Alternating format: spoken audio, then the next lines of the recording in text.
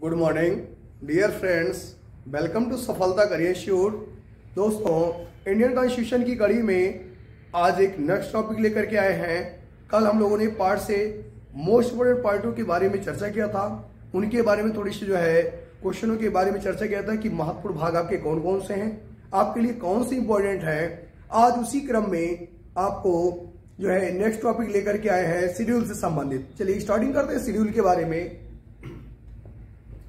Schedule की अगर दोस्तों बात की जाए, अनुसूची की अगर हम लोग बात करें तो आपको मालूम होना चाहिए कि मूल संविधान में दोस्तों अनुसूची कितनी थी। तब पहले अनुसूचियां थी दोस्तों कितनी, 8। प्रेजेंट टाइम में इन अनुसूचियों की संख्या दोस्तों कितनी हो गई है, 12। अब इन अनुसूचियों में जो हमारे लिए मोस्ट इम्पोर्टेंट उन अनुसूचियों के बारे में चर्चा करेंगे, क्योंकि आपको इंडियन कॉन्स्टिट्यूशन में आर्टिकल के साथ साथ पार्ट के साथ साथ शेड्यूल्स के बारे में भी जानकारी होना मस्ट है। अब बात करेंगे कि मूल संविधान में टोटल अनुसूची कितनी थी, 8। प्रेजेंट टाइम में दोस्तों कितनी है, 12। अब इन 8 अनुसूचियों में से आपको जानना जरूरी है कि प्रथम अनुसूची में क्या उल्लेख है। प्रथम अनुसूची की अगर दोस्तों हम लोग बात करेंगे तो सेम वही है जो आपके पार्ट 1 में है। जैसे आपने देखा होगा संघ राज्य उसका राज्य क्षेत्र उसके बारे में उल्लेख है, ठीक उसी प्रकार आपका 1 में है। अर्थात अगर हम लोग दूसरी अनुसूची की बात करें, सेकंड शेड्यूल की बात करेंगे तो आपने पढ़ेंगे वेतन भत्ते। क्या पढ़ेंगे दोस्तों, वेतन भत्ते के बारे में उल्लेख है, वेतन भत्ते। ठीक उसी प्रकार अगर हम लोग थर्ड शेड्यूल की बात करें तो थर्ड शेड्यूल में दिया गया दोस्तों शपथ एवं प्रतिज्ञान। शपथ एवं प्रतिज्ञान के बारे में दिया गया है। तो आप ये ध्यान देंगे कि थर्ड शेड्यूल में क्या दिया गया है, शपथ एवं प्रतिज्ञान। आपको मालूम है कि अगर अनुसूची 1 की बात करेंगे तो ठीक सीधा जो पार्ट 1 में दिया गया है सेम वही चीजें, कोई डिफरेंस नहीं मिलेगा। ठीक इसी प्रकार अगर हम लोग फोर्थ शेड्यूल की बात करें कि फोर्थ शेड्यूल में क्या दिया गया है, तो आपको मालूम होना चाहिए फोर्थ शेड्यूल में दिया गया है राज्यसभा में सीटों का आवंटन। राज्यसभा में सीटों का आवंटन, जो राज्यसभा में सीटों का जो बंटवारे की बात की गई, आवंटन की बात की गई, उसका उल्लेख किस शेड्यूल में दोस्तों, ये फोर्थ शेड्यूल में है।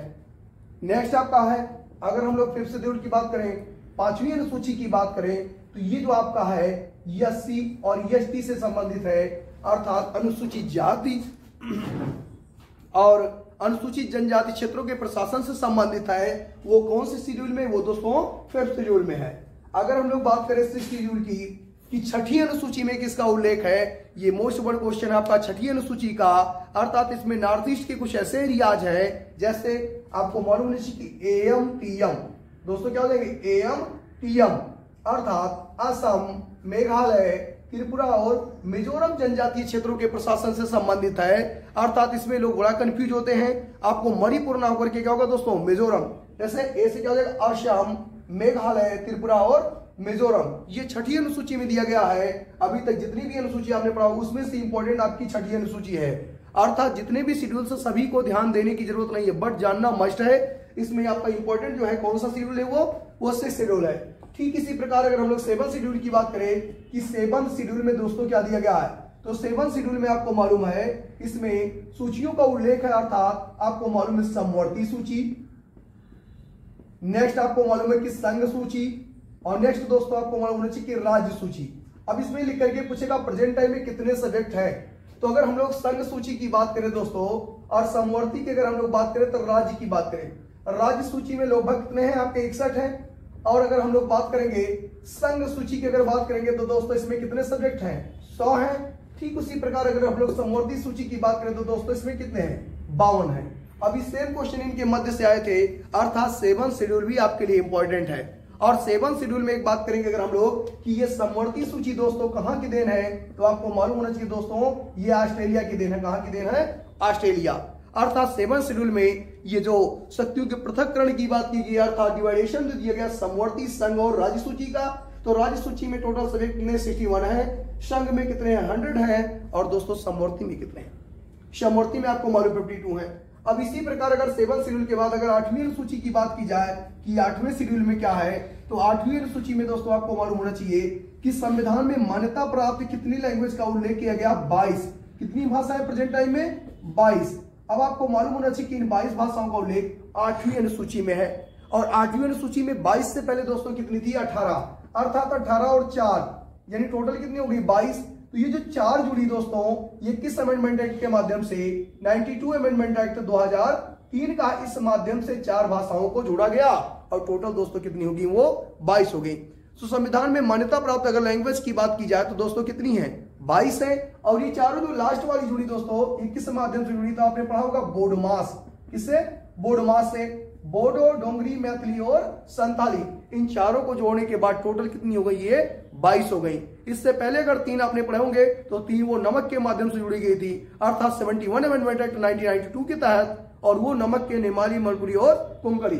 ठीक इसी प्रकार 9वीं अनुसूची को हम लोग छोड़ देते हैं, 9 शेड्यूल से कोई मतलब नहीं है। अर्थात इंपॉर्टेंसी की अगर हम लोग बात करें तो आपका शेड्यूल 6 और शेड्यूल 7 की बात करें, उसके अलावा 8th शेड्यूल, ये आपके लिए इंपॉर्टेंट है। अब कुछ शेड्यूल्स और हैं, उनकी चर्चा करते हैं। नेक्स्ट शेड्यूल की बात करते हैं। 9 शेड्यूल से कोई विशेष मतलब नहीं है। अगर आपसे पूछेगा दोस्तों 10वीं अनुसूची, तो 10वीं अनुसूची का सीधा रिलेशनशिप आपको मालूम है कि दल बदल से किससे है, दल बदल से। तो 10 से 10वीं 10 से दोस्तों दल बदल हो जाएगा और इसको संवैधानिक दर्जा 52 अमेंडमेंट एक्ट 1985 संविधान संशोधन की अगर हम लोग बात करेंगे, 52वां संविधान संशोधन 1985 के द्वारा दल बदल को संवैधानिक दर्जा प्राप्त हुआ। नेक्स्ट अगर हम लोग बात करेंगे, अगला जो है आपका नेक्स्ट अनुसूची आपकी दोस्तों 11वीं अनुसूची। और नेक्स्ट है आपका, अगर आपसे 12वीं अनुसूची के बारे में पूछा जाएगा तो 11वीं अनुसूची का दोस्तों रिलेशन किससे है, पंचायती राज से। किससे है, पंचायती राज से है। और नेक्स्ट 12वें शेड्यूल का दोस्तों रिलेशन किससे है, ये आपको मालूम होना चाहिए, नगर पालिका से, अर्थात शहरी निकाय से। दोस्तों किससे, शहरी निकाय से। तो अभी हाल ही में क्वेश्चन पूछा था कि पंचायती राज में दोस्तों सब्जेक्ट कितने हैं, और पंचायती राज के अगर हम लोग संवैधानिक संशोधन की बात करें तो 73वां संविधान दोस्तों ये 1992 द्वारा इससे संवैधानिक दर्जा प्राप्त हुआ। 73 अमेंडमेंट एक्ट 1992। नेक्स्ट अगर बात करेंगे हम लोग नगर पालिका की, इसमें दोस्तों आपको मालूम होना चाहिए 74 अमेंडमेंट एक्ट 1992, अर्थात 1992, या कहीं आपको मालूम होगा कि 1993 में मिलता है। अर्थात ये मोस्ट इंपोर्टेंट है अमेंडमेंट दोनों के दोनों, चाहे वो 11 शेड्यूल्स की बात करें या हम 12 शेड्यूल की बात करें। अब इसमें एक चीज ये पूछेगा कि पंचायती राज में टोटल सब्जेक्ट कितने, अर्थात विषय कितने दोस्तों, जिसमें आपको मालूम है कि कितने विषय दोस्तों, 29। कितने हैं, 29। अभी हाल ही के पेपरों में ये पूछा गया था। ठीक उसी प्रकार नगर पालिका की अगर हम लोग बात करेंगे, इसमें सब्जेक्ट कितने हैं दोस्तों, तो इसमें कितने, ये 18 है। कितने हैं, 18 विषय दिए गए हैं और ये इंपॉर्टेंट आपके हैं। अर्थात आपको 10 शेड्यूल, 11 शेड्यूल और 12 शेड्यूल, अर्थात आपको ध्यान देना किन शेड्यूल्स को, 6 शेड्यूल हुआ आपका, 6 के बाद 7 शेड्यूल हुए, 7 के बाद 8th हुए, 8th के बाद 9th छोड़ करके आपको 10 शेड्यूल, 11 शेड्यूल और 12 शेड्यूल, केवल इतनी ही अनुसूचियों को आपको पढ़ना है। तो दोस्तों ये तो हो गई अनुसूचियों की चर्चा। अब हम लोग स्टार्ट करते हैं, पार्ट की बात करते हैं। अब आप ये समझ लें कि पार्ट क्या है। तो भारतीय संविधान के पार्ट फर्स्ट में आपको मालूम है कि क्या दिया गया है दोस्तों, संघ एवं राज्य, संघ राज्य एवं उसका राज्य क्षेत्र, संघ राज्य एवं उसका राज्य क्षेत्र, ये पार्ट फर्स्ट में दिया गया है। और इसके डिवाइडेशन की अगर हम लोग बात करें तो आपको मालूम है कि दोस्तों आर्टिकल फर्स्ट है कितना, 4, अर्थात इसके डिवाइडेशन की बात करेंगे तो अनुच्छेद 1 से 4 तक दिया गया है। अब पहले आर्टिकल की चर्चा करते हैं, पार्ट 1 की स्टार्टिंग करते हैं। दोस्तों पार्ट 1 में आपको मालूम है कि कल हमने इंपॉर्टेंट पार्टों की सीरीज बताया था। इंडियन कॉन्स्टिट्यूशन के पार्ट 1 में दिया गया है संघ राज्य उसका राज्य क्षेत्र। उसके अगर आर्टिकल के डिवाइडेशन की बात करेंगे तो अनुच्छेद 1 से लेकर के 4 तक इसका डिवाइडेशन है। आर्टिकल 1 में क्या दिया गया है, भारत राज्यों का संघ होगा। दोस्तों क्या होगा, भारत राज्यों का संघ होगा, बट समूह नहीं होगा।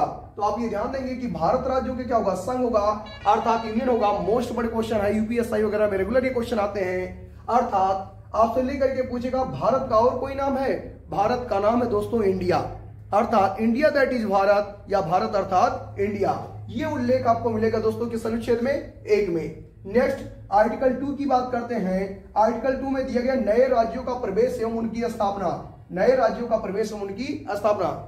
यदि किसी नए स्टेट की एंट्री अगर करानी है, स्टेबलाइजमेंट अगर आपको कराना दोस्तों, तो ये कैसे कराएंगे, आपको ये ध्यान देना चाहिए कि संसद, अर्थात आपको मालूम होना चाहिए कि पार्लियामेंट का कार्य क्या है, विधि निर्माण, अर्थात संसद विधि निर्माण प्रक्रिया के ही माध्यम से कर सकते हैं, अदरवाइज और किसी तरीके से नहीं किया जा सकता है। ठीक उसी प्रकार आर्टिकल 2A की चर्चा करते हैं। दोस्तों आर्टिकल 2A में दिया गया सिक्किम को शहर राज्य का दर्जा। पहले सिक्किम को क्या दिया गया दोस्तों, कोई स्टेट का दर्जा, बाद में क्या हुआ इसे पूर्ण राज्य का दर्जा। तो दोस्तों सिक्किम को जो शहर राज्य का दर्जा दिया गया वो 35 यानी 35वां संविधान संशोधन अधिनियम 1974 के माध्यम से पहले से शहर राज्य का दर्जा। ठीक उसी प्रकार 36 अमेंडमेंट एक्ट 1975 अर्थात सिक्किम को दोस्तों पूर्ण राज्य का दर्जा कब दिया गया? 36वें संविधान संशोधन अधिनियम 1975 के द्वारा, अर्थात सिक्किम का गठन दोस्तों कब हुआ? 1975 में। और इंडिया में 22वें राज्य के रूप में यह जुड़ा पूर्ण राज्य का दर्जा किसको प्रदान किया गया? सिक्किम को। तो थैंक यू दोस्तों, आज के लिए इतना ही। नेक्स्ट अलग आर्टिकल लेकर के मिलेंगे दोस्तों अगले वीडियो में।